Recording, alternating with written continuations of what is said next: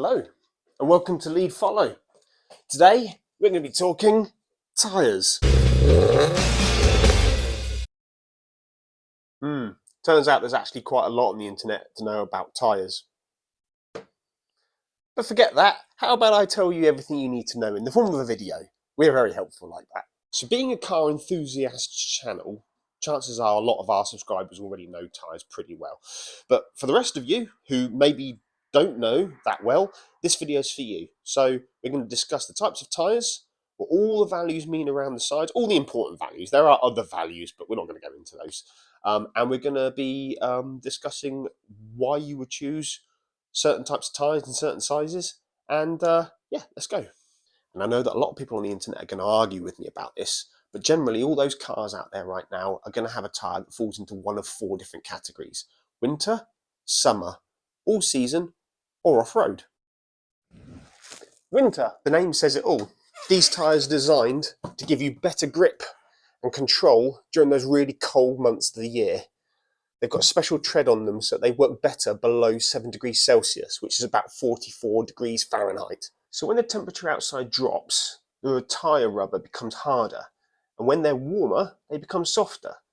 So winter tyres are generally made out of a softer silicone rubber so that when the temperature drops outside, they can stay soft, which means they can still bend to the shape of the road and keep that contact patch to retain as much grip as possible.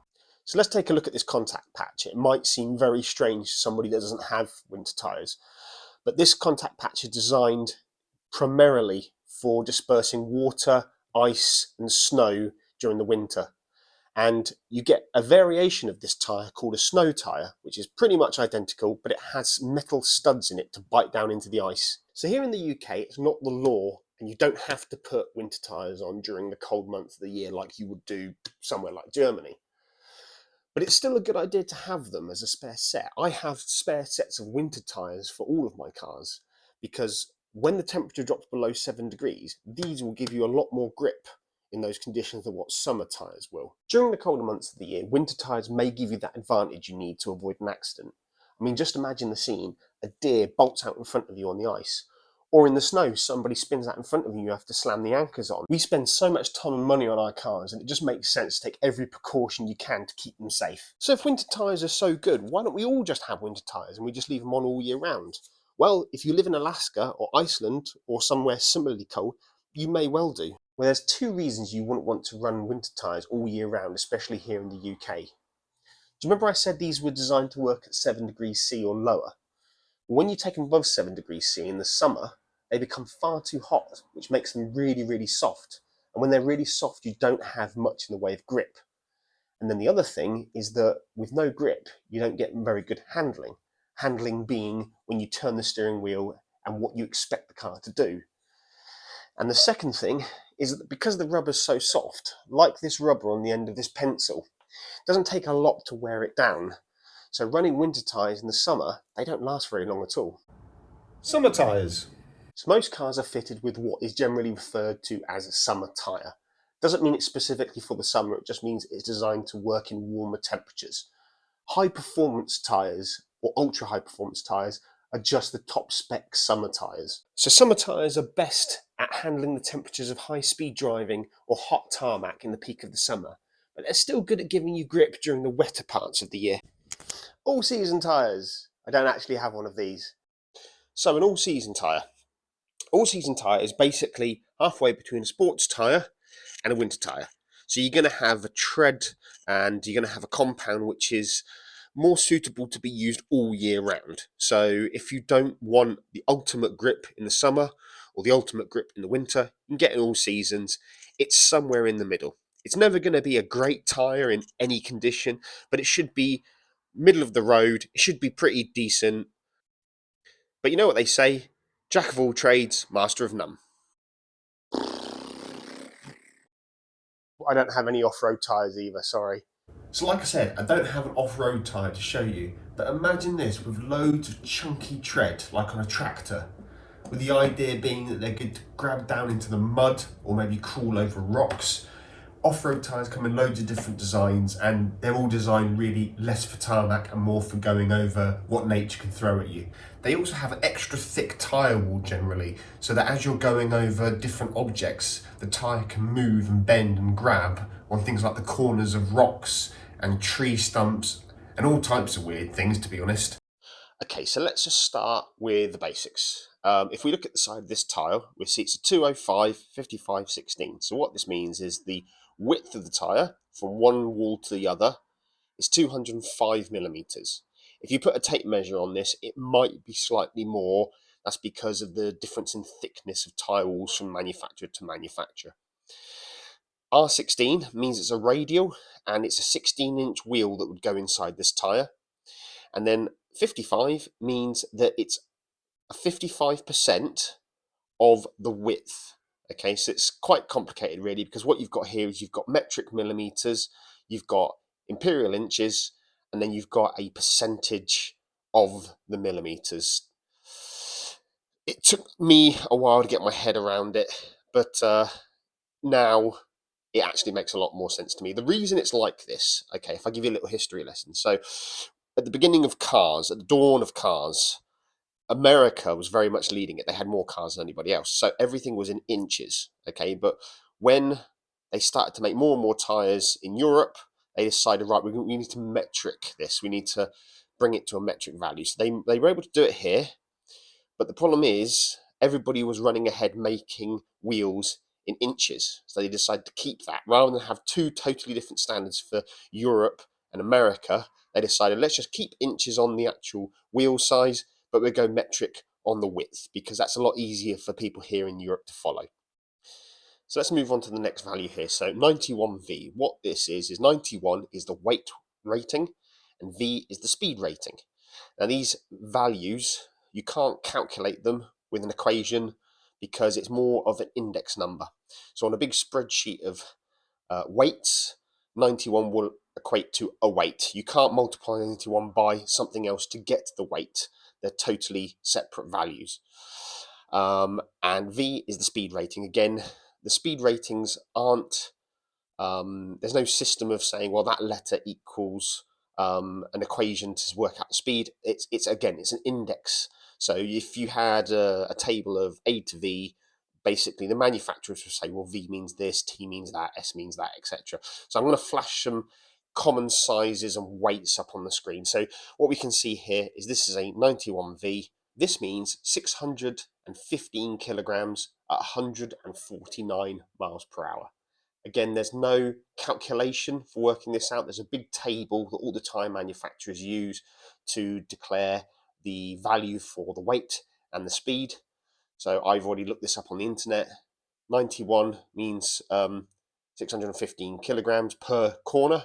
V means 149 miles per hour overall. So that is the limit of what this tyre can take at that speed. Okay, and the next value I want to talk to you about is the actual manufacturer date of the tyre. And it's easiest for me to show you here on one of the tyres on the GT86. So you want to be looking for the dot number. The two sets of digits that come after it are not important. What you want to be doing is looking for the last set. So as you can see here on the tyre, we've got 3520. So what does that mean? Well, let's start with 20. That's the year they were produced in the factory. So 2020.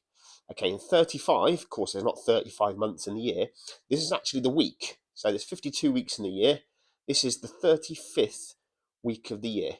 Okay, so that puts it roughly at sometime what I haven't checked this beforehand, but that's got to be like July, August, or something like that. It's got to be in the latter half of the year.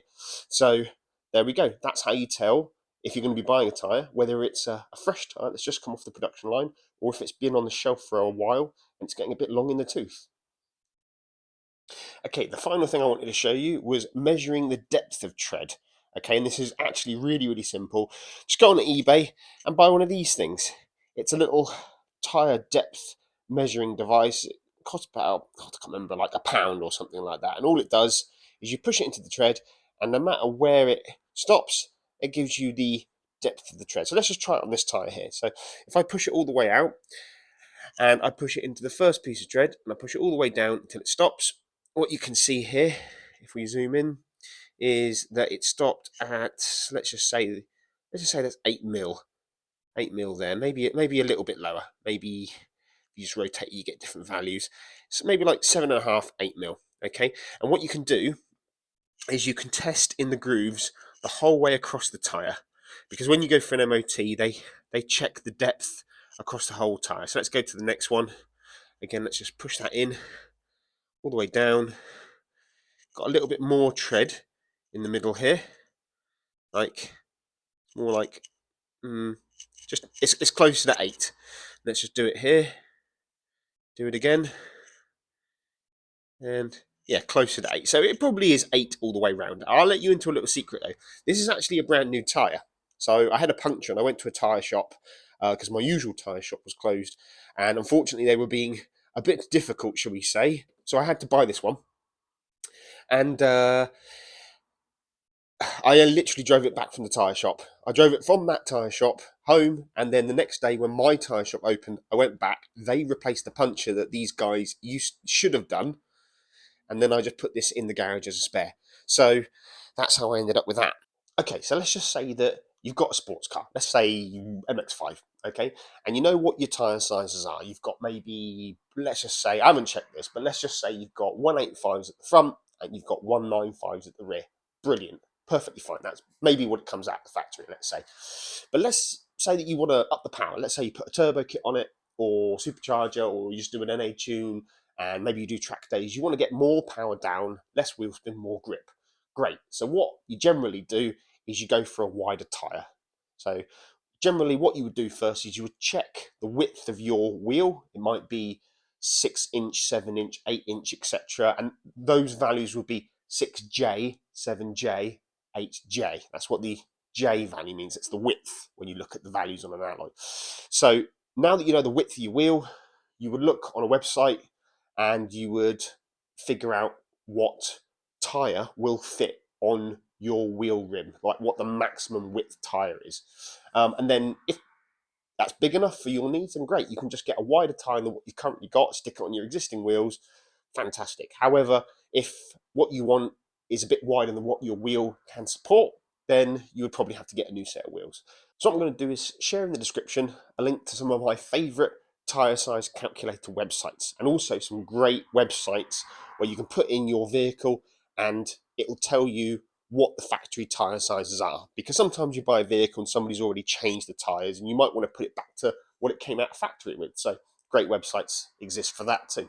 Now just bear in mind that you can't just go grabbing any wider wheel, any wider tyre and just throw it on your car. It doesn't work like that, because there are factors that you've got to consider. So taking a look at the GT86 here, let's have a look. So out the factory, these cars came with 215 45 17s. Generally, there are some other 18-inch wheel options. There was a 16-inch wheel option, but 99% of them out there have got the 17-inch wheels. So 215 45 17s. Now, when I supercharged my car, I knew I was going to need wider tyres so I could get more power down. I needed that extra level of grip. So what I'm running here now, slightly wider raise alloys, and these are running 235 40s 18s. So quite a bit wider tyre. I mean, it doesn't sound like a lot. It's only going up from 215 to a 235. But when you times that by 4 corners, that's actually quite a lot of extra rubber. Okay, so I had some wider wheels. Factories are 7-inch wide. These are 8.5-inch wide.